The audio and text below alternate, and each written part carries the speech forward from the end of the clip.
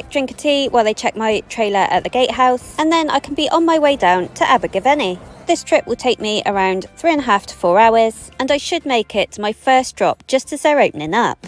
A lot of people will see truck drivers turn up to their workplace in the normal working hours, but quite often the truck driver's day starts long before an opening time and long after a closing time. My journey takes me down the M53, onto the M56, down the M6, then onto the M5 at Birmingham, followed by the M50, and then onto the A40. My first drop is not far off of the A40.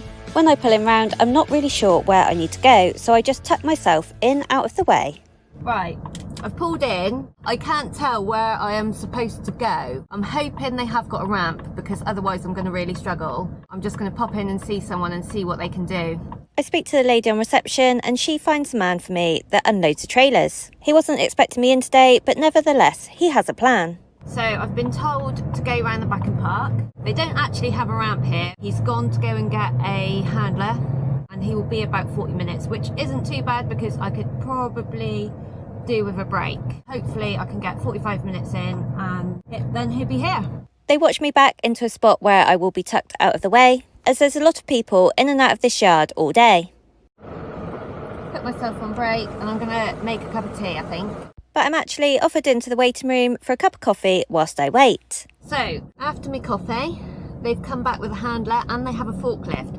This is going to be a very tricky job to get these trailers out, but we have some sensible people here that we've made a little plan, and hopefully it will all go to plan.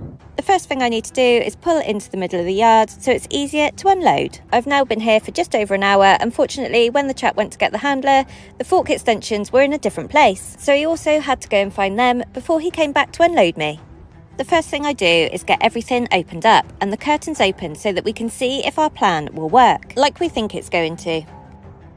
So what we're going to do, we're going to pull stack of trailers out of the back with the forklift slightly, then we're going to get the middle trailer off and then push the stack of trailers back in, and unfortunately they're having the bottom two, so everything's got to come off and go back on again. Before anything gets unloaded, I need to unstrap the stack of 4 trailers and the middle cattle box. As you can imagine, there are quite a few straps holding these trailers in place, so it does take a little while to remove all of the straps, and I'm very grateful for a bit of help from the chaps here. They attach the forklift to the tow bar on the bottom trailer and slowly pull it out of my big trailer. We couldn't take the stack of trailers off first because the tow bars of all the trailers were out of the back door, which are illegally allowed.